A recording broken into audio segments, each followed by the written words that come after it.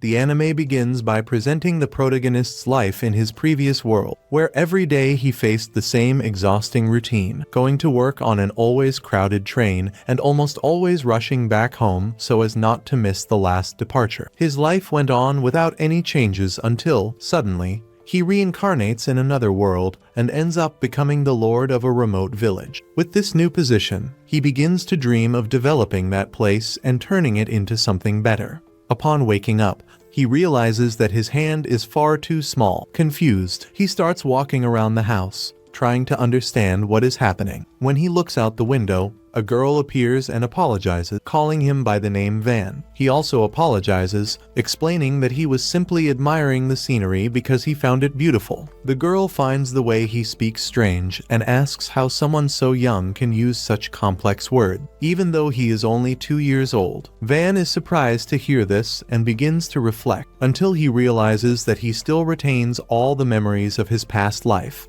He concludes that this must be the phenomenon known as reincarnation. Little by little, Van recalls his new family and discovers that his brothers are named Mersha, Yard, and Sesta. Curious, he asks where exactly he is living. Soon after, he is taken to the dining table, where he finds his father and all his siblings gathered together.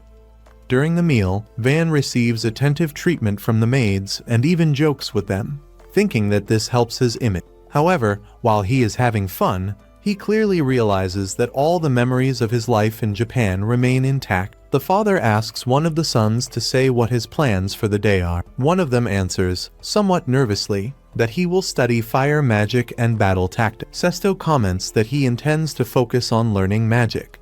When it is Van's turn, he admits that he is not sure yet, but says that he would like to learn more about the culture and history of the country. The brothers are impressed by the answer, while the father starts to laugh, realizing that he has spoiled the boy quite a bit. Even at such a young age, Van shows unusual maturity. The father believes that he will inherit the qualities of both himself and his late wife, Milla, and that he will certainly awaken powerful fire magic. The father comments that he is eagerly awaiting the magic evaluation ceremony, which is held when children turn 8 years old. He has great confidence in Van's potential. The boy explains that, in that world, magical aptitude is extremely important, especially for nobles, who need to master offensive abilities to protect their territory. The 4 main elements are fire, water, wind, and earth, and anyone who awakens something different from these is seen as a source of shame. His father and brothers have affinities with the 4 elements. At another moment, Van asks whether that port is the only one available. The maid confirms it, explaining that there is a gigantic creature in the sea, which makes navigation dangerous. Van shows interest in learning more about the races of that world, surprising the girl with so much curiosity. She tells him about the existence of elves and dwarves. Some maids try to interrupt, saying that such topics are complicated for a child, but Van asks them not to worry, as he simply wants to learn. The topic then shifts to magical tools. The maid explains that certain crystals, gems, and minerals can store magical energy, allowing the creation of special items according to each person's affinity. At that moment, a man appears, slams his hand on the table, and reminds everyone that Van is only 2 years old and is still learning the basics. This man is the head butler. He tests Van by asking him to count the fingers on his hand. When the boy answers correctly, the butler is impressed and decides to become his tutor. For Van, those studies turn into a true torment. Even so, thanks to the intense lessons, he learns an enormous amount in a short time. 2 years pass, and he turns 4 years old. The scene shifts to Van training in combat with his favorite maid. Despite delivering precise strikes, she dodges them all and even mocks him, running away while laughing. Another maid appears, asking whether she is not afraid of being punished for disrespecting a noble, since that is considered a serious crime in that world. To settle the situation, Van simply gives the girl a light flick on the forehead and says that the matter is resolved. For an entire year, he trains swordsmanship every day and is already able to fight on equal footing with older children. Because he faces opponents of a similar age, the attacks end up being simple. But even so, his skill draws attention. The difference between his current life and his previous one is enormous, and everyone is impressed both by his talent and by his humility, despite coming from a noble family. While drinking water after training, Van comes across Dee, the vice captain of the Royal Knights Order. Dee asks to examine his hands and is surprised to find that they are still soft, without calluses. He had imagined that Van trained every night. The boy explains that he spends most of his time studying. Dee comments that Van studies far more than an ordinary child, which makes the boy understand the reason for his heavy routine. Excited, Dee offers to teach Van advanced swordsmanship and promises to make him the greatest swordsman in the kingdom. Van realizes that he speaks very seriously, but explains that he enjoys studying just as much as fighting and intends to devote himself to both. Dee agrees not to push him too hard, but makes it clear that he will be strict. He begins training him from morning until late afternoon, saying that the exercises are light. Although Van is certain that the man has no heart, a maid appears, praising the boy's effort, and Van thanks her. Despite the difficulties, he feels that his days in this new world are fun and full of meaning, something he had never experienced before. He decides to continue making the most of this new life. The following year, Van turns 6 years old and becomes known as a child prodigy. His routine, however, becomes far too heavy, filled with studies and intense training, making him feel increasingly tired. Because of this, he asks the maid to take him out for a walk. He says that he wants to go to the market, just once, so that he can stop being seen as a prodigy and live like an ordinary child. Upon arriving in the city, Van is delighted, as he has never been there before. Till explains that it is the largest market in the region. Suddenly, Van sees a man accompanied by a girl in terrible condition. When he asks what is going on, he discovers that the man intends to sell his own daughter as a slave. Hearing this, Van's heart tightens, deeply shaken by the scene before his eyes. Till explains that when families do not even have the bare minimum to eat, many end up selling their own children as slaves in order to survive.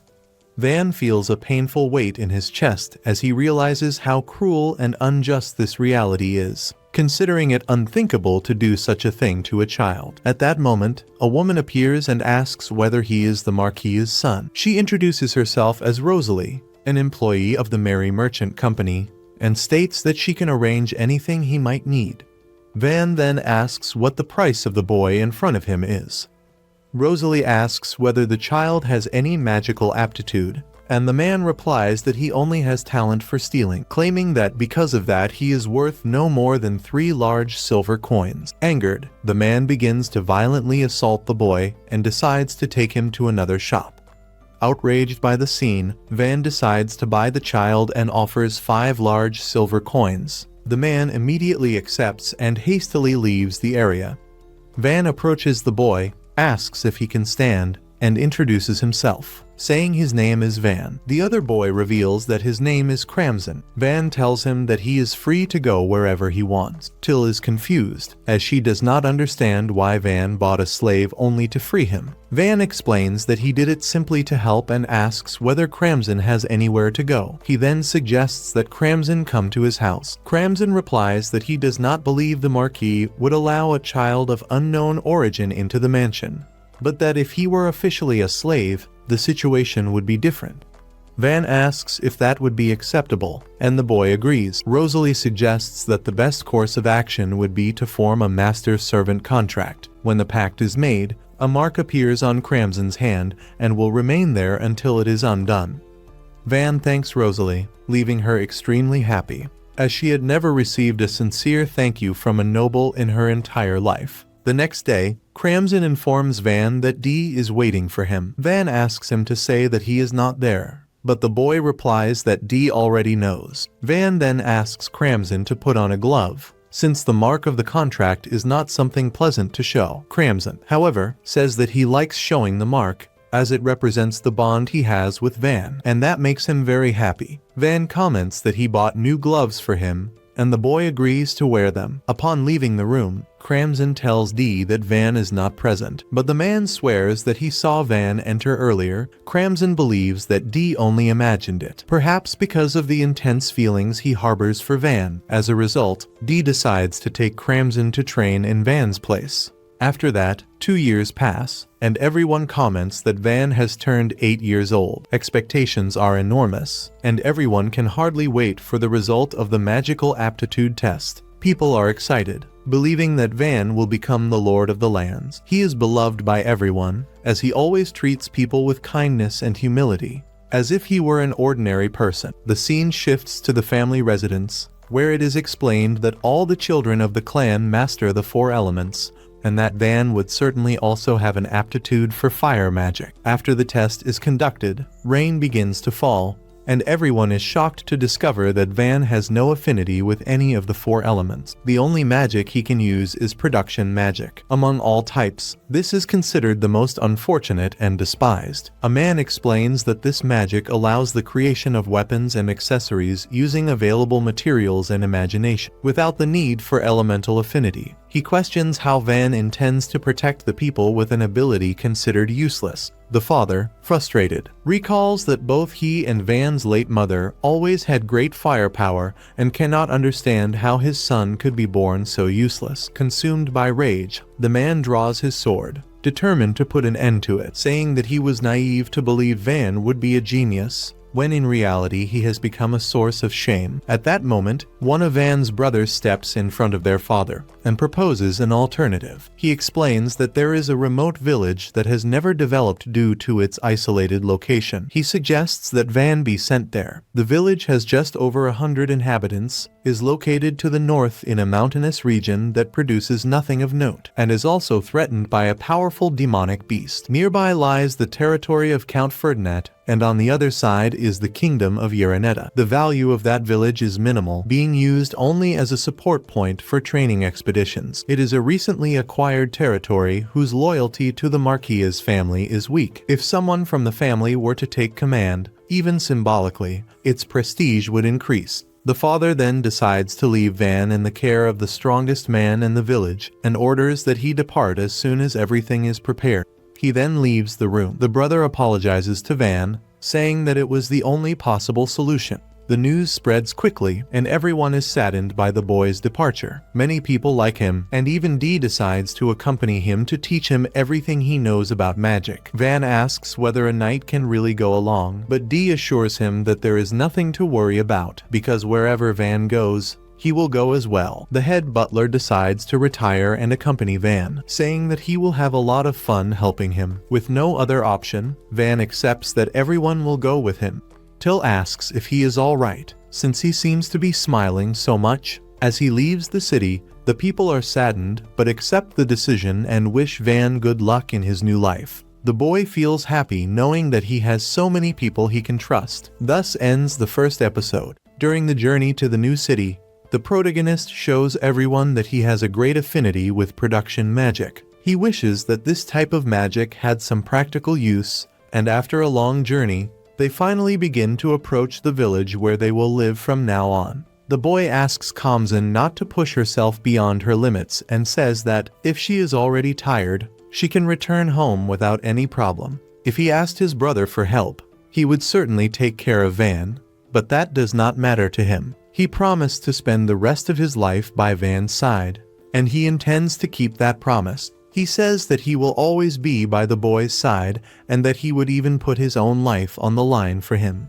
Van becomes extremely embarrassed and asks if that sounds like a marriage proposal. The boy answers directly that he loves Van. Even finding the situation strange, he decides to continue the journey. However, without any warning, the carriage stops abruptly. When they look ahead, they realize that the village is facing serious problems and is under attack. Van quickly gathers his companions to set up a strategy and try to retake the village. Den comments that it is probably a group of bandits attacking the place. Van notices that the village is surrounded by archers on all sides, but strangely the arrows do not seem to have any effect at all. In front of the gate, there are many people gathered, while the villagers can only hide, unable to react. Making a quick estimate, Van calculates that there are about 50 enemies, a number far greater than theirs. Den suggests advancing and facing the attackers, believing that if they work together, they can win. One of the men considers this risky, since they are outnumbered. Den replies that he understands the risks, as he has been on the front lines many times. He knows that there will be wounded and even dead, but he believes that there is still a way to fight the enemy. One of the adventurers reminds them that they were hired only to escort them to the city and will not accept missions that put their companions at mortal risk. Den explains that that village is the first territory of his lord and shelters the first people under his rule. He asks when they intend to draw their swords. If not in a critical situation like that, the adventurer acknowledges Den's sense of honor, but states that this does not apply to them, as they are just adventurers. Even understanding this, Den asks that they at least protect Van. The butler, however, objects. He says that if Den dies, there will be no future, even if the village is recovered. Despite his age, he reveals that he is a mage of the 4 elements, surprising everyone. He explains that he will start by raising a barrier, while the adventurers attack from a distance behind it. When the enemies turn their attention to the barrier, D and his men will attack from the flanks. With coordinated surprise attacks, the chances of victory will be high. Van asks if the butler intends to fight as well. He replies that yes, because if he does not continue the attack, he will end up serving only as bait and D, and the others will die in vain. Van refuses to accept the death of his butler, but he insists, saying that his old eyes can still be useful and asks Van to accept this wish. Van objects again, reminding him of how much he has contributed to the Marquis family. He also asks D not to take risks, as they are still part of the main order of knights. If they lose D, who has great combat power, and the group's strategist, the territory will not be able to develop. Van then offers to serve as bait, but his maid refuses to allow that. Kamzan also volunteers to draw the enemy's attention. Van explains that he could not bear to see someone he loves die and says that Kamzan must live as long as possible, since she is now free. He decides to advance mounted on the carriage, attacking from the front, while the others carry out long-range attacks from the sides. Even facing resistance, Van states that he trains swordsmanship intensively every day with the vice commander of the knights, and will not die so easily. In his thoughts, he believes that even if he dies, it would be honorable for a lord to give his life for his people. He asks that they discard his body and not reveal his name, so as not to cause problems for the Marquis family. The scene shifts to the adventurers talking, saying that they have never met truly good nobles, only arrogant ones. One of them asks why he accepted the mission, and he replies that he intends to remain for a long time in the territory of Marquis Feltio. Van suddenly appears, thanking him for having accepted the job. After that, the man admits that perhaps there are exceptions among nobles. Returning to the present, the adventurer decides to accept fighting on the front line, this time entrusting his life to Van. Even with the boy's reluctance, he explains that if a child is willing to risk his own life, he cannot refuse. His companions agree, saying that they have always mocked the nobility, but have never met someone who remembered everyone's name like Van. Because of that, they believe they can trust him. Den also decides to advance, because protecting Van there is protecting the future of the Marquis family. Espada follows along, stating that as the lord of the lands, Van cannot act so recklessly and needs to understand the weight of being an heir. Thus, he adjusts the strategy, first the barrier, long-range attacks, D on the left and Ortho on the right. One of the adventurers observes the mage's power and is impressed. Another comments that if he had refused, he would have been willing to risk his own life in his place. He says that Van is a big fish and that, if possible, he would like to see him become king. Soon, the invaders begin to be attacked from behind, falling one after another. Confused, they try to react, but D advances with his companions, defeating many enemies with ease. Just with his aura, D makes many of them flee. One fighter tries to attack the support group and almost hits one of the women, but Van steps forward, cuts the enemy's legs, and Kamzan finishes the attack. Van warns that there may be more enemies in that area and asks for extra caution. The woman, in shock, looks at the boy and wonders what kind of child that is who has just saved her. After some time, all the enemies present in the area are subdued and captured, without anyone getting hurt. As soon as the adventurer receives the agreed reward, the mission will be considered complete. However, he begins to show a certain interest in Van. Maybe this will not bring money, but he seriously considers staying in that place. One of the members says that he cannot stay because he already has a fixed job elsewhere. The woman, however, decides to remain since she was directly saved by Van. The others also choose to stay because they realize that he is different from all the other nobles they have known throughout their lives. In addition to still being just a child who has not even turned 10 years old, they want to closely follow what kind of person he will become in the future and decide to help him for a while. Van ends up being scolded by his maid, who says that if he intends to risk his own life in that way, he should use hers as bait instead of his, asking him to never commit such reckless actions again. At that moment, Dee appears telling everyone that it was an excellent victory. Espada observes that the villagers seem to all be gathered in front of the village gate. When they enter the place, Van introduces himself as the new lord of the village. But it soon becomes clear that the place is in terrible condition. An elderly man explains that he is the village chief and deeply thanks them for having been saved. Van asks if attacks like that have happened before, and the old man confirms, saying that just in that year the village was attacked several times. Van then questions why the village is so targeted, and the chief replies that in the time of Count Ferdinand, there was an order of knights that patrolled the region, but that no longer happens. Van understands that after the Marquis took over that area, the village began to run a serious risk of disappearing. He shows regret over his father's actions and believes that he does not know the real situation of the place, since, for paying few taxes, the village is not considered a priority for the nobles. Van explains that it is no use just complaining about the current condition of the kingdom. The village chief questions whether they really should hear this coming from a noble. Van asks everyone to calm down, stating that he is talking about the future of the village. He acknowledges that the responsibility of the nobility is great, and that, if they analyze the causes, there were probably failures in the laws established by the Berlinet royal family, founder of the kingdom. However, changing the laws of a kingdom is not a simple matter. Therefore, he asks if they know what to do besides just complaining. Van then presents 3 possible measures. The first is to create value for the village, making it impossible for the kingdom to ignore it. The second is to guarantee a constant source of income to hire mercenaries. The third is to reform and develop the village on their own. One of the residents explains that they have already tried to improve the village by themselves, but that it was not easy at all. Van replies that he understands the difficulties, but reinforces that now he is the lord of those lands and will not allow his people to starve. Even so, few show immediate hope. At that moment, Espada decides to speak. He explains that he served as head butler of the house of Marquis Ferdio and states that Van is an extremely talented young man, having been appointed lord of the lands at only 8 years old. He says that he was always treated as a prodigy. He also explains that Dee came to act as the village guard. From that point on, the villagers begin to create great expectations, since such important people are now there.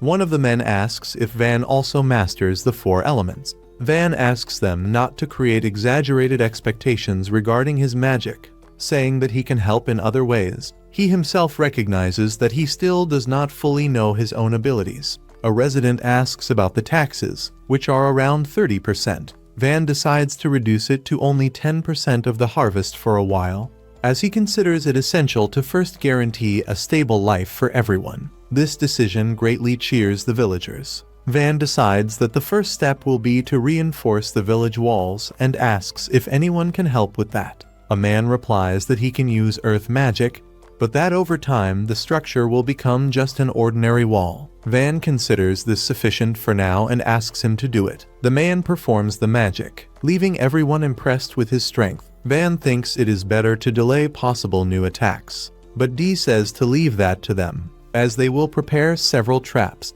Van asks everyone to cooperate, stating that if they work together, the village will certainly prosper. Upon leaving the village, Van decides to test his production magic to create something durable. One of the adventurers tries to break the object with his sword, but cannot, surprising everyone. At nightfall, a girl asks if Van's magic does not run out. He replies that he cannot perceive this limit, explaining that production magic consumes a great deal of magical power and that it is normally difficult to create even a single item. The next day, Van decides to build a house. Over time, he also intends to organize a harvest festival or something similar to a carnival. He wonders if he can really create an entire house with his power. But after imagining the result, he ends up building a large house in a short time, leaving everyone around impressed with his ability. Thus ends the second episode. If you liked it, leave your like and subscribe to the channel for more content like this. See you next week with this same anime. See you later.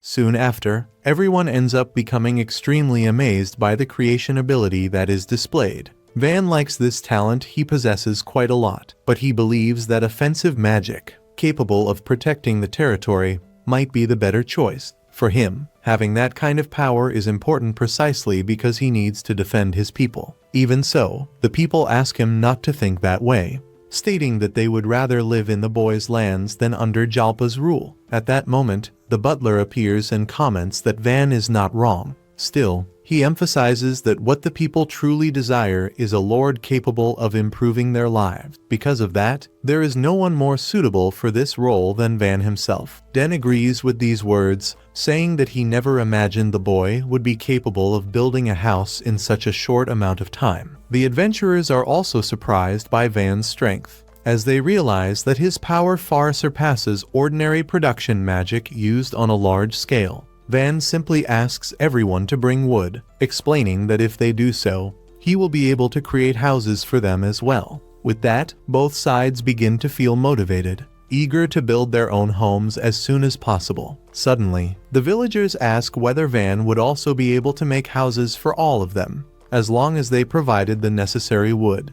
They explain that wind comes in through the walls and that there are many leaks whenever it rains. Van understands that this will require a great deal of time and will be very exhausting, but he knows that he needs to do this for his people, since the houses are practically falling apart. Thus, he decides to begin a major change in the village's life. The boy resolves that he will build one house for each family. Van believes that if his production magic can make everyone happy, then this is the right path to follow. After some time, he is already building new houses throughout the village and renovating those that still had some chance of being saved. Some were in terrible condition, but even so, Van manages to make them look brand new. After that, everyone is impressed by the boy's magical powers. Van explains that all of this is just basic knowledge. He comments that the houses were organized into groups of 4, with wide streets laid out in a grid pattern. The family homes were made in a standardized way, so that there would be no differences between them. This is enough for now, but he says that in the future, when he obtains better quality stone, he intends to rebuild every house once again. The villagers are very happy with these improvements. In addition, Van also builds a simple bathhouse next to his mansion. He only wanted to take a peaceful bath, but he is pleased to see that everyone liked the idea. The construction was easy. He asked Pluriel to use water magic to fill the tub and Kamzen to heat the water with fire and firewood. The girls suggest that Van bathe together with them, but the boy becomes embarrassed and prefers to refuse. When they go inside, they are enchanted by the place. One adventurer comments that she never imagined Van would treat the villagers with such comfort. His maid states that Van is an incredible noble and that she could list his qualities without even having to think. After that, it is Van's turn to bathe together with his friend. During the moment, Van notices that the boy is already developing muscles and ends up feeling a bit envious.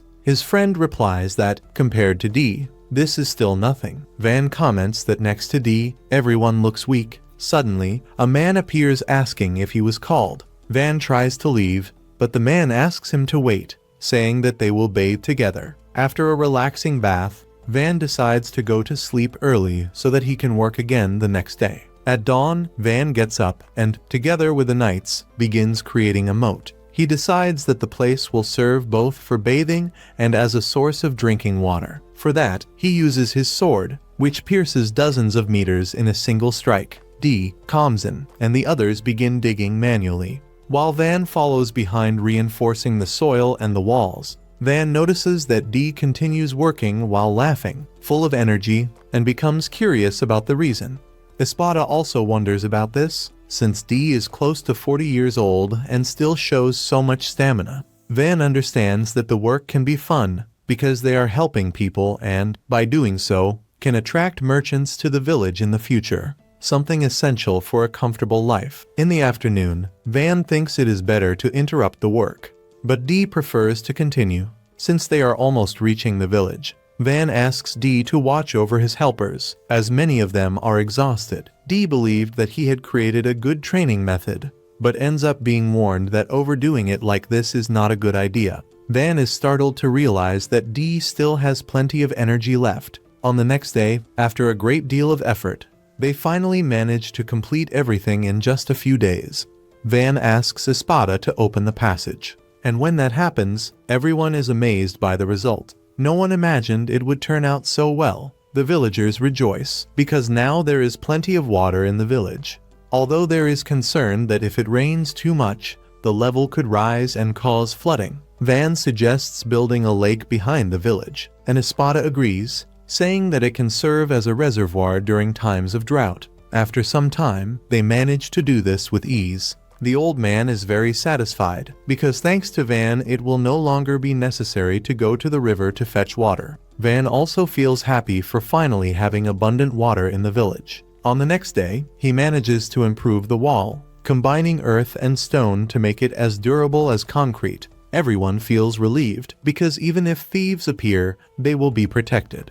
Van decides to reinforce security even further and builds a simple ballista. With a shield in front, it can block attacks while allowing retaliation with bolts. People are impressed to realize that Van's magic can create practically anything. He knows that the village is small, but now it is far better than before. Espada also feels more at ease, since ordinary thieves will not be able to invade the place. Dee comments that if Jalpa had seen this power earlier, the Marquis family would have grown greatly with Van as either lord or assistant. Espada asks him not to say that, reminding him that the head of the family always valued combat power more. Dee replies that Van's power is more than sufficient for fighting, perhaps even greater than anyone else's. Espada tells him not to exaggerate, since Van's strength is not aimed at direct attacks. Dee explains that war is not limited to attacking alone, but also involves strategy. Van ends the discussion by saying that there is no point in comparing talents, because everyone should simply do their best with what they have. Soon after, the boy's stomach growls, and his maid decides to prepare a good meal. When they arrive home, she comments that there are not many things to do. Espada then explains that it is useless to focus only on protecting the village if it does not have a steady source of income. Currently, at best, only a traveling merchant appears once a month, and there is almost no trade with the outside world. Van believes that this is enough, since he can create furniture with his magic and live off what they produce in the fields. Espada argues that, this way, it will not be possible to make the sweets that Van likes so much. The boy gets irritated by that and decides that he will make something to sell in the village. As he goes outside, Van begins to look for ideas and resources that can be used to develop the place. Suddenly, one of the adventurers appears, saying that he had bought a shield, but when he touched it lightly with a wooden sword, the object ended up splitting in half. Even so, using his power, Van manages to reinforce it and make it even more durable than before. Soon after, the same adventurer asks Van whether he would be interested in buying minerals, explaining that in that forest, possibly because it lies at the foot of the Wolfsburg Mountains, there are many powerful magical beasts. Perhaps because of that, it is possible to collect rare minerals without the need to climb up into the mountains. They found iron, as well as copper, silver, and even some gold. To everyone's surprise, they also managed to find mithril. Van is amazed that they found this type of mineral in that region and asks why the place had never been explored before. The adventurer replies that the area is remote, and that, for outsiders, it does not seem worth the risk to go there. He imagines that the only explorations carried out in the past were done by knights. With that, Van realizes that there may be many other resources around the village. Curious, he asks if he can use some of the iron they found. After receiving permission, he manages to purify it with ease. Everyone is impressed and asks whether he would be able to forge a sword. After concentrating, Van creates one without any difficulty, leaving everyone excited, and they soon begin asking whether he could also make something for them. At that moment, Espada appears at the site and, upon realizing that they found mithril, comments that it is extremely rare to find that mineral in a forest. He says that this would only be common if there were a dungeon nearby. The adventurer asks whether there is a dungeon in that region, but Espada replies that he does not know. He explains that if there is a dungeon nearby, the situation would change completely. Many people would start passing through the village, along with goods. Van understands that if they find a dungeon, the importance of the village will increase significantly. Dungeons are considered true national treasures, filled with valuable resources such as clothing, jewelry, and other rare items. Normally, when a guild receives news of the discovery of a new dungeon, a rule determines that branches must be opened in nearby cities and villages. Even so, Van knows that, at the moment, the village would not be able to accommodate so many adventurers. Espada agrees, saying that it would not be only adventurers who would appear, but also merchants and even warriors. In addition, Van understands that neighboring countries might try to attack the region in search of profit. Because of this, they conclude that it is best to expand the village as soon as possible. If this is done quickly, no one from Van's family will be able to interfere. Thus, they decide that it is not a good idea to look for a dungeon for now. Upon returning home, Van receives the news that armored lizards are approaching the village. The boy immediately orders the gate to be raised. Then, he asks for everyone's help to protect the place and keep the village standing. With that, another episode comes to an end. I hope everyone enjoyed it, and if you did, leave a like and subscribe to the channel for more content like this. Bye. The boy asks D to use the ballista as quickly as possible to contain those creatures. The guards explain that the beast's resistant carapace makes common weapons cause almost no damage. D already knows that. Even so, he has taken part in battles that seem to lead to total destruction, and even then, emerged victorious in all of them. Now, however, he decides to follow Van's guidance. For that reason, he orders the ballistas to be loaded with arrows immediately. When he fires, D is surprised to see that the arrow pierces through the monster's body. Even with its extremely tough skin, they ask for more ammunition, as there is only one arrow left for each ballista. D grows tense, aware that the situation could worsen quickly, and demands that they reload as soon as possible. Van begins to think about what he can do to help, since the second wave of enemies has been defeated and the arrows have run out. Then, he suggests the use of wooden arrows. The knights look at one another, confused, not understanding how that would work. Even so, D asks them to trust Van, reminding them that the boy has already surprised him many times. He recalls that Van protected the village from bandits and made it grow at an impressive pace. For that reason, he places complete trust in him. D then orders them to load the ballistas with wooden arrows and prepare to fire. When they shoot, the armored beasts fall one after another, leaving everyone shocked. Excited, they continue the attack, joking that if they win, they will celebrate with lizard skewers. In a short time, all the creatures are defeated with unexpected ease. The knights report that the enemy has been completely eliminated, with no serious casualties, only one lightly injured. In the end, few arrows were necessary. D feels satisfaction with such an absolute victory that it almost seems too easy. He is certain that Van will still become someone great. After that, everyone begins to remove the lizard's hides, carefully preserving eyes and fangs. The internal organs are not useful, but they make sure to extract the magical cores. The enormous amount of meat would normally spoil before the end of processing. However, thanks to the handmade knives made by Van, the work proceeds without difficulty. Seeing so much meat gathered, Van decides that the best option is to organize a festival, celebrating the first great victory under his leadership. Everyone becomes excited, since after a long time they are able to eat quality meat and drink good beer. The old man watches the scene, amazed, because he never imagined that a noble like Van would be there laughing and celebrating together with them. Espada realizes that this could cause problems, but acknowledges that Van is simply like that. The adventurers are also surprised by the flavor of the armored lizard meat. Suddenly, D receives the news that Van distributed swords to all the adventurers, except to him. Soon after, the knights also begin to ask Van for weapons. The boy explains that he cannot accept their money now, but that as soon as he obtains more materials and the village's financial support, he will make swords for everyone. They comment that if they sold the armored lizards to merchants, each one could yield around 20 gold coins. However, this time, a large part of the meat would end up spoiling.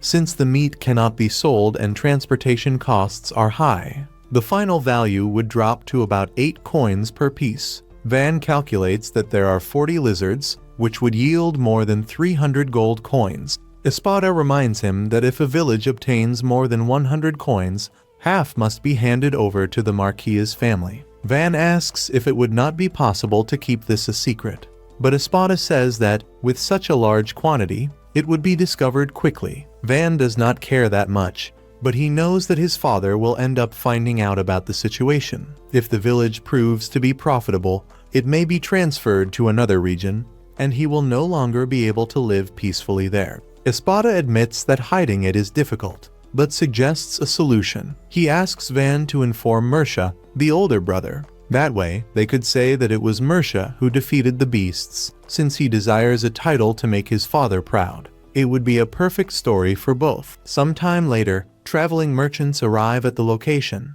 and one of them is surprised to realize that this really is the frontier village. Soon after, Van appears and introduces himself as the lord of the village. Everyone is shocked to discover that he is the fourth son of the Marquis's family. They do not understand how someone considered a great prodigy ended up in such a remote place. Upon entering the village, they are impressed by the enormous amount of lizard meat stored there. They ask if it was Van who defeated all those armored lizards, creatures feared by many adventurers because of their extremely hard scales. Van asks if they intend to buy, and the merchants reply that they do, saying they will gather more people from the company. They ask if they can return in about a month. Van says that there is no problem, but warns that the meat will not last that long and offers part of it for free. Next, he asks if they would like to see the swords the village is producing, and whether they could promote the sale. The merchants become uneasy, as they intended to keep exclusivity,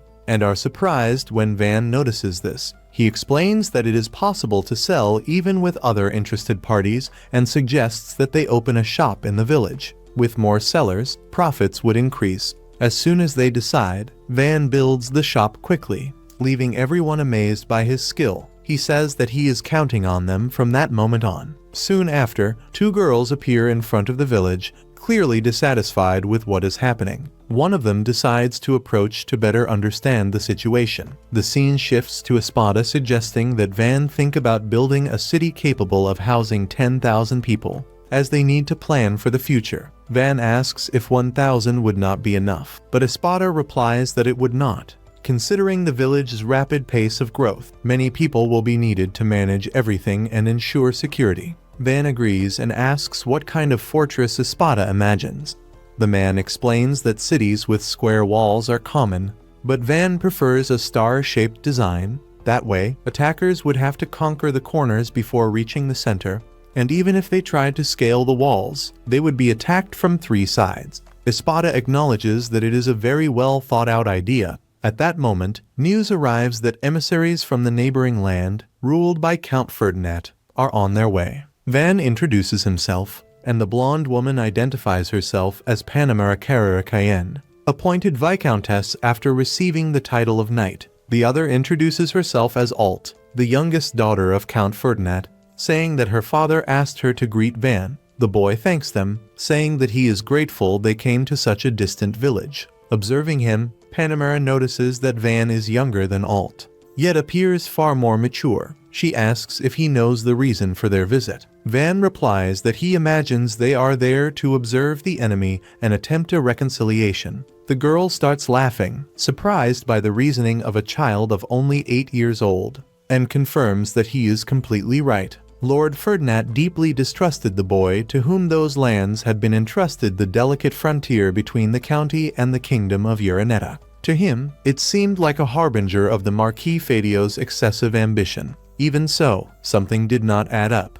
A child prodigy, expelled from his home and sent to a remote territory. The most likely conclusion was simple: Van had no affinity with any of the 4 elemental magics. Van knew that, no matter how much he tried to hide it, the truth would eventually come out. Therefore, he calmly replied that she was correct. He truly had no affinity with the 4 elements. However, He assured her that the other suspicions were unfounded. He had only been sent away by his father's own decision. The woman did not believe it for a single moment. To her, it sounded like an outright lie. A remote village, barely exceeding 100 inhabitants, had raised solid walls in an extremely short time, rebuilt all its structures with modern designs, and organized its infrastructure as if it were a planned city. In her view, that would only be possible with the deployment of at least 5,000 subordinates, a clear attempt to turn the place into a military base. That was when Van suddenly burst out laughing, sincerely and without restraint. He explained that his father had only allowed him to bring Khamsin and a single travel cart.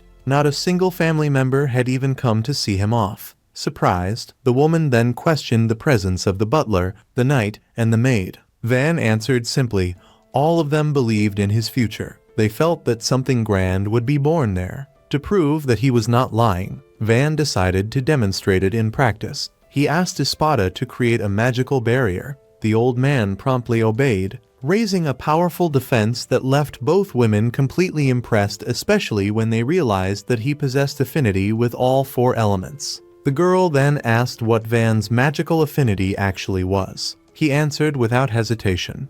Production magic, regarded by everyone as the weakest and most useless. The revelation shocked her. That magic had always been a reason for exclusion and contempt. Van explained that, as soon as his affinity was discovered, he was expelled from home. His father did not even know the true extent of his abilities. To the woman, that was an unforgivable waste. With the Marquis's influence, Van's powers could have expanded the family's domain in unimaginable ways. Even so, despite her indignation, she began to understand the situation better. She then revealed the true reason for her visit. She had been tasked with proceeding with the engagement between Van and Alt. The Count had sent his daughter to prevent any future hostility. Van responded honestly. He intended to continue reinforcing the walls and developing the village.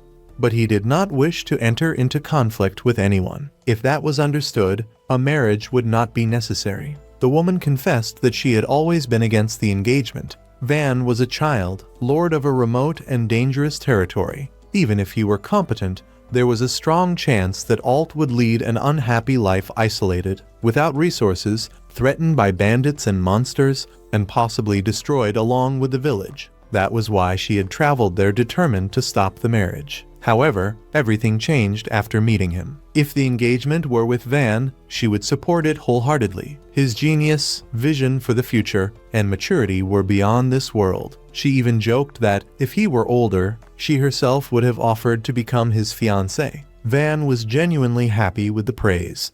When both were asked for their opinion, he and Alt agreed that it was still far too early. They needed to get to know each other better. They decided to spend the night in the village. In just a few hours, Van built an inn, once again leaving them impressed. After dinner, the woman went to sleep, while Alt shyly thanked him for the day. She said she felt relieved, as she thought she would be forced into marriage. Shortly after, she ran off to rest. The final scene showed Van reflecting in silence. Even without possessing affinity with the 4 elements, he knew that his path was only beginning, and if Alt wished to remain in the village, he would not oppose it.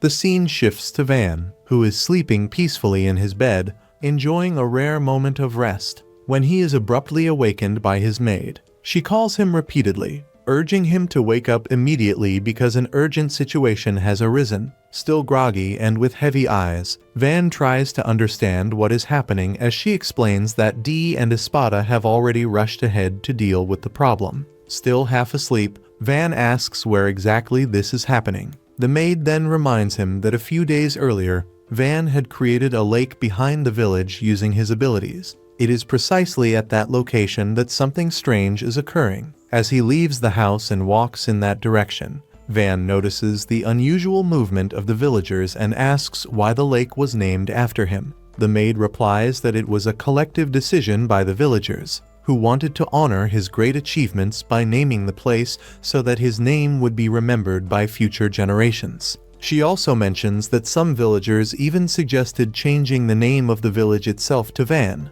but he immediately asks them to abandon that idea. Van feels that such a decision could cause problems in the future, both politically and socially. and he prefers to avoid any kind of excessive idolization. When he finally arrives at the location, he asks what exactly is happening. Looking ahead, his eyes widen as he notices a mermaid emerging from the lake. Espada explains that the creature is known as an apkaru, a type of demi-human that is half human, half fish. According to the stories, this race lives in a beautiful river hidden deep within the forest and, for some unknown reason, ended up appearing in the lake newly created by Van. It is an extremely rare species, almost never seen by humans. Van asks if he can help in any way, but receives no response. He then tries to ask her name, but is once again ignored. Faced with the silence, Van asks for a piece of meat to be brought. When the meat arrives, he carefully approaches and asks her to come closer as well. His intention is to show friendship, believing that offering food is the best way to build trust. The creature cautiously approaches and asks if she may eat. Van replies that she can. She then asks what kind of meat it is, and he explains that it is armored lizard meat. Van also adds that if she wants to come back the next day, he can offer dried meat. The girl asks who defeated such a dangerous monster, and everyone points to Van, saying that it was him. After hearing this, she dives back into the lake and disappears without saying anything else. Van watches the water in silence and asks if she will appear again.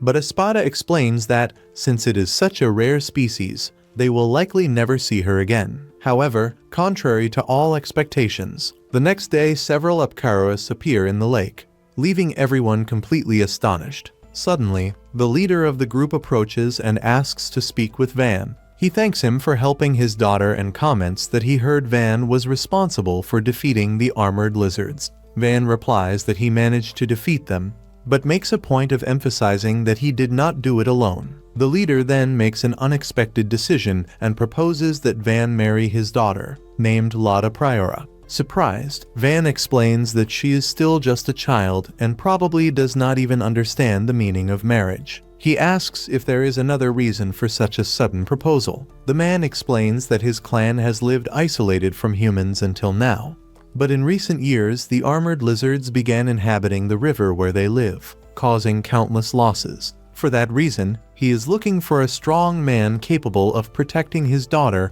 and ensuring a safe place for everyone to live. Van responds that the girl does not need to marry now and that, in the future, she should choose for herself whom she wants to marry. Even so, he promises to protect them all, regardless of any marriage agreement. With that, the apkaros decide to settle in that location. Van then creates several houses over the lake, allowing everyone to live peacefully and safely. After that, everyone is extremely happy and deeply grateful to Van. Soon after, Espada asks them to help clean the village sewage. The water from the moat is periodically dumped into the treatment facilities, and leaving it as it is would be very unhygienic. The leader replies that they can leave that task to them, since they are experts in underwater work. They carry out the job with great ease. He asks whether this work is done every day, and Van confirms that it is. The man then offers to take care of it regularly as a form of gratitude for being welcomed. Van thanks him,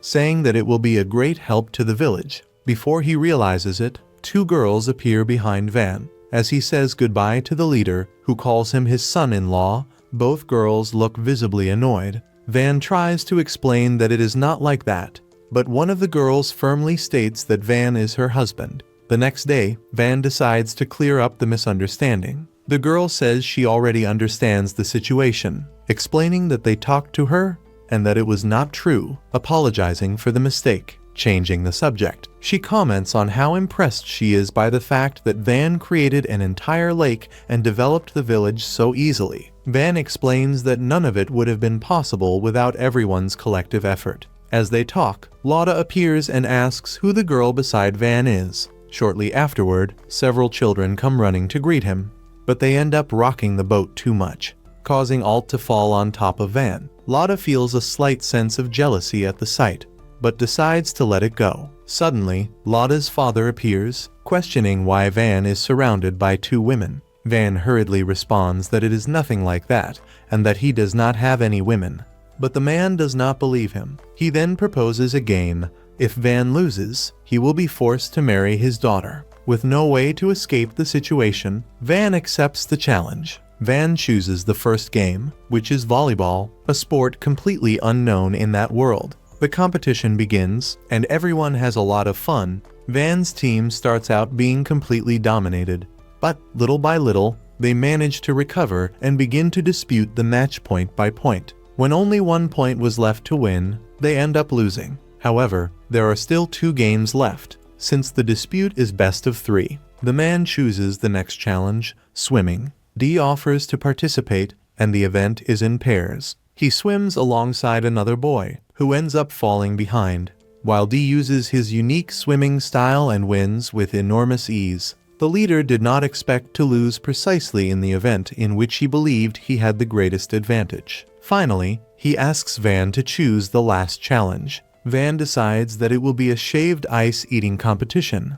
in which the winner is whoever manages to eat the fastest. The contest is also in pairs, and Van himself participates. He starts far behind because he feels his brain freeze from the intense cold. Almost giving up, he is encouraged by Alt, regains his strength, and begins to eat at an impressive speed. In the end, his team wins the competition. Even with the defeat, the man is satisfied with Van's performance and comes to believe even more strongly that he is the ideal person for his daughter. After he leaves, Van starts to wonder why he tried so hard to win that duel. Shortly afterward, he feels a strong stomachache. While the girl watches everything, impressed by how much everyone around him cares about him, she begins to question, in silence, how she could become someone truly suitable for Van. This thought starts to occupy her mind frequently, especially when she observes how admired he is by everyone around him. Since she was little, her life was never marked by affection. Her father was always too busy with duties and responsibilities to give her any kind of attention. Her mother, in turn, left her in the care of a nanny very early on,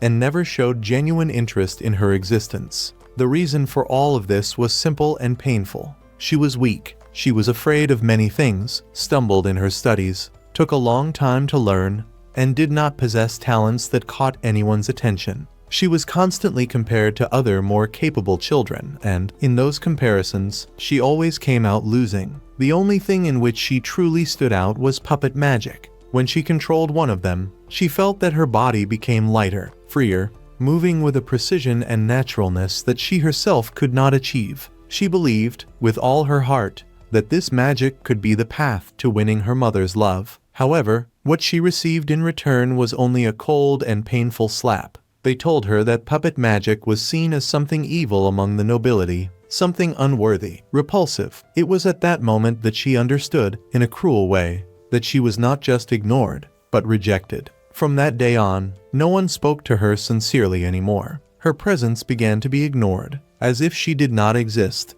Thus, she ended up becoming invisible in the eyes of others, living like that until she turned 10 years old. It was then that, suddenly, her father appeared with a decision already made. She was to marry Van. Even without fully understanding what that meant, she accepted it. Deep down, she had always thought Van was kind, responsible, and incredibly talented. When she watched him, she felt something different, a mixture of admiration and respect. Because of that, she decided that she would train hard. She wanted to become strong, someone who could walk by his side without feeling shame or inferiority. The next day, Van gathers everyone and asks them to put maximum effort into their work. He promises that, if everyone works hard, the following day they would have time off and hold a big barbecue to celebrate. The simple promise is enough to lift everyone's spirits. At that moment, the girl appears and observes the scene from a distance. Realizing that the way Van motivates people is truly special. He does not use fear or excessive authority, but simple and sincere words that make everyone want to give their best. Van explains that he always needs to encourage his people and that he will continue doing so whenever he has the opportunity. He believes that a leader should walk alongside others, not above them. Suddenly, Alt appears at the place and asks if she can accompany Van during his day of work. The boy accepts without hesitation, as if it were something natural. Upon hearing the answer, Alt becomes visibly happy and, in that very moment, decides that she will do her utmost to become stronger, determined not to be a burden to him. The scene then shifts abruptly. A group of adventurers appears running desperately through the forest. with expressions of pure terror on their faces, fleeing from something that cannot be seen, and thus another episode comes to an end.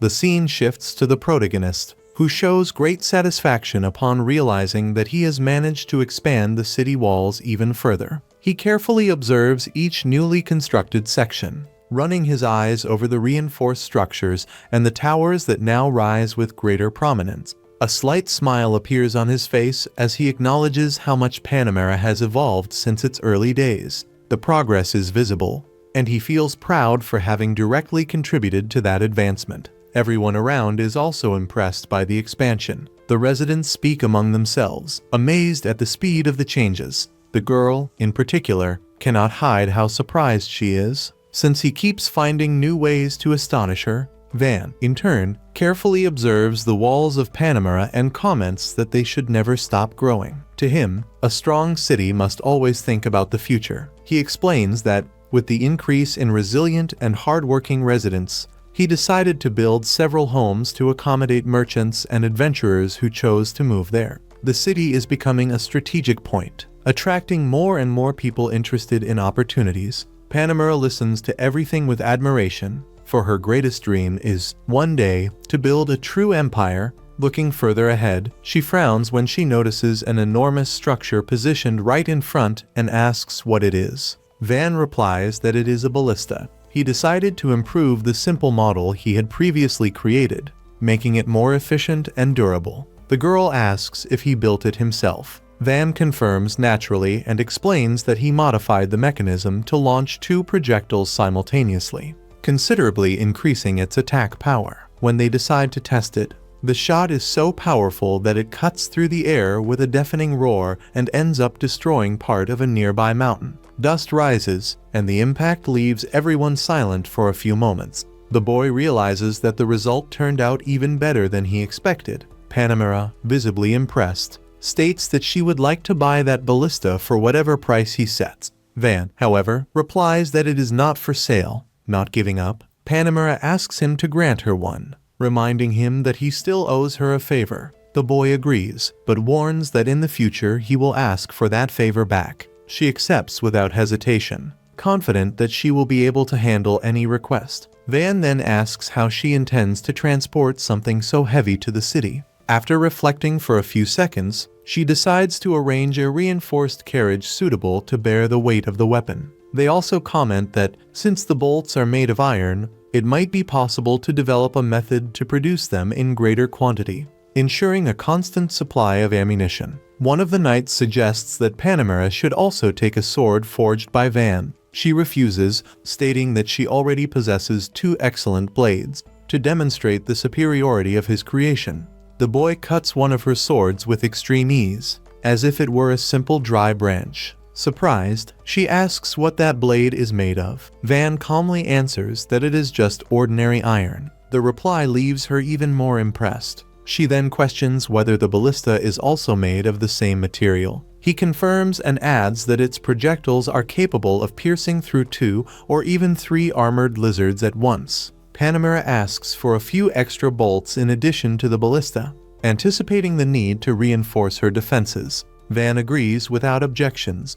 She thanks Comson for having mediated the acquisition of the powerful bolts created by him. However, the moment of tranquility is interrupted when a group of adventurers appears running toward the city, shouting that they were unable to hide. Right behind them, a dragon appears in the sky, advancing at a frightening speed. Van immediately declares that he will try to buy time so that they can eliminate the beast. Panamera decides to help him in order to repay the favor she received, asking only that they take all safely to the city. Van apologizes for placing her in such a dangerous situation. He acknowledges that the forest dragon is a formidable enemy, far above the threats they have faced so far. Even so, they now have reinforced ballistas and Panamera's strength on their side. They may not be able to defeat it easily, but they do not intend to lose either. Van orders his maid to accompany the girl and call Dee and the other reinforcements. As the dragon approaches, its presence instills fear in everyone.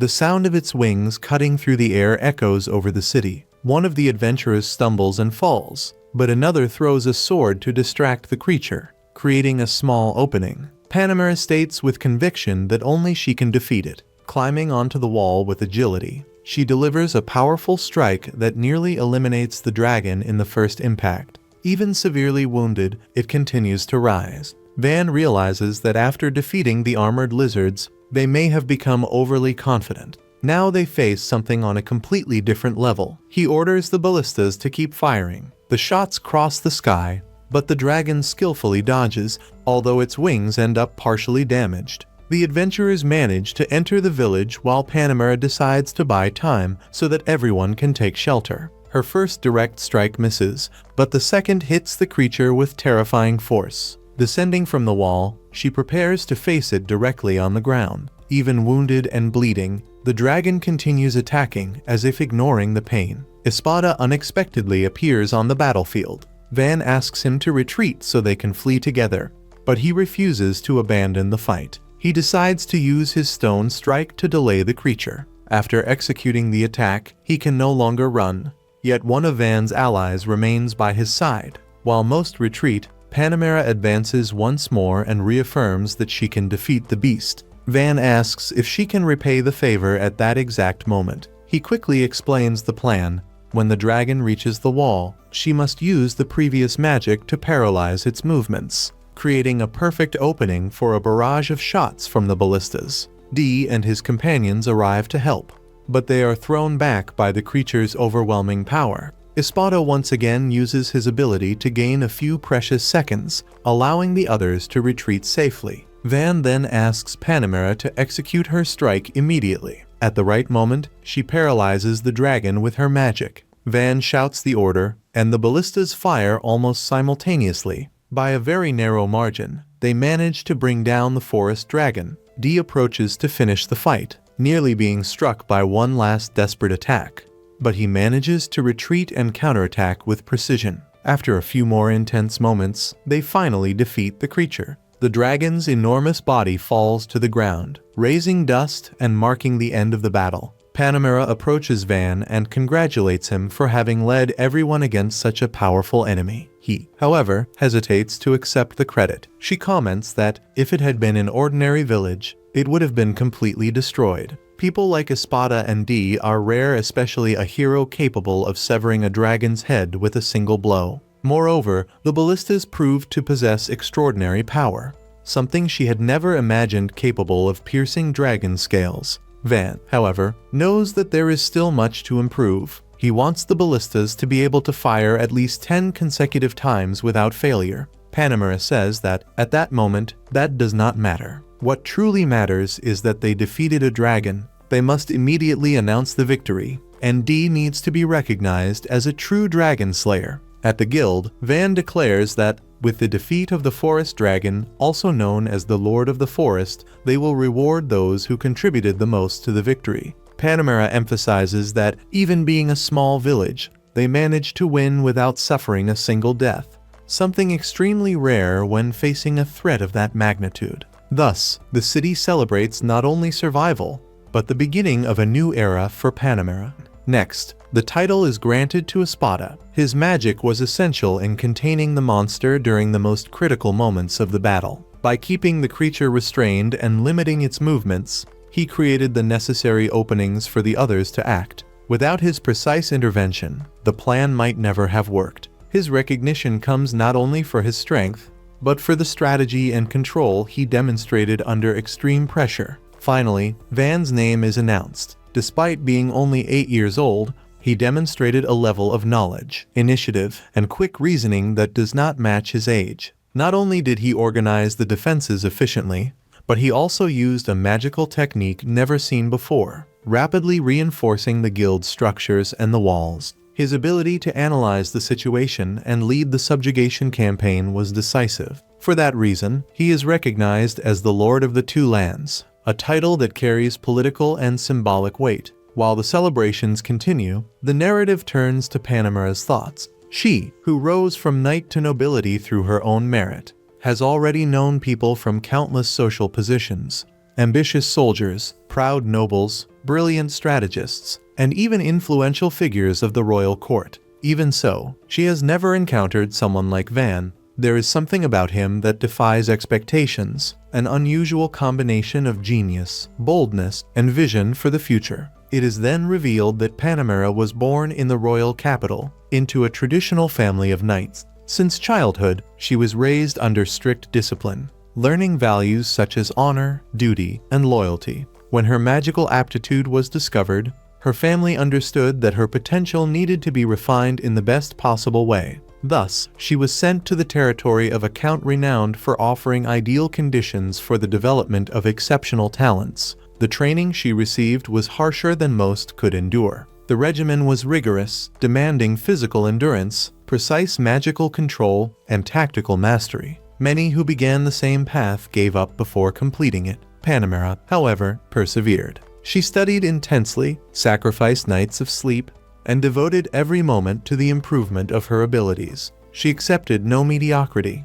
not even from herself. Over the years, her efforts began to bear fruit. She became a platoon leader and later commander of the Count's family knights. She participated in several battles, faced real threats, and accumulated significant military successes. Her firm leadership and accurate decisions caught the attention of Her Majesty herself, who began to observe her with growing admiration. 6 years later, she received with extraordinary speed the title of Viscountess, a rare achievement for someone so young and even more unusual for someone who had not inherited the position by direct lineage, but had earned it through merit. Her name began to circulate with respect among nobles and military officials alike. One day, she was summoned by Count Ferdinand. He had delicate political plans. He intended to marry his youngest daughter to the lord of a distant land. Strengthening strategic alliances, Panamera was given the mission of overseeing the preparations and ensuring the security of the journey and the negotiations.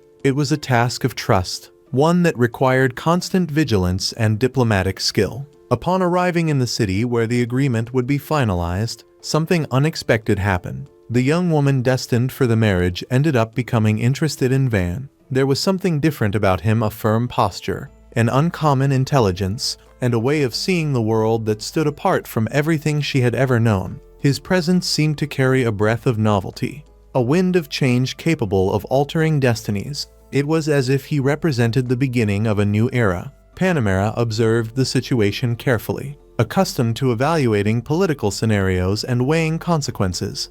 She quickly realized that Van was not merely a talented boy, he was a point of convergence for something greater. The Marquis's clan, theoretically responsible for that region, had not offered any concrete assistance to the village. In contrast, Van had strengthened the walls, organized defenses, and led his people to victory against a dragon. In light of this, Panamera made a strategic decision. She would establish an alliance with him. If the village were under her official protection, Count Ferdinand's knights would pose no threat. Furthermore, the alliance could create an axis of military and commercial cooperation advantageous to both sides. She explained her proposal clearly.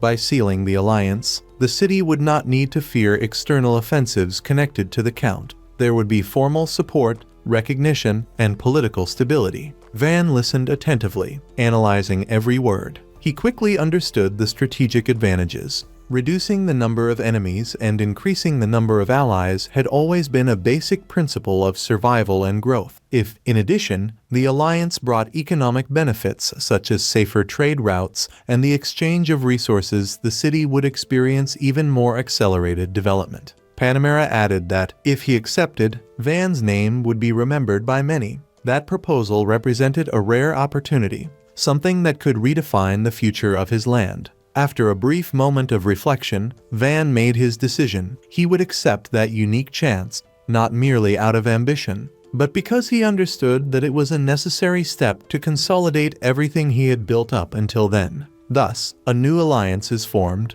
marking the beginning of an even more promising phase for the city, and bringing another episode of this story to a close.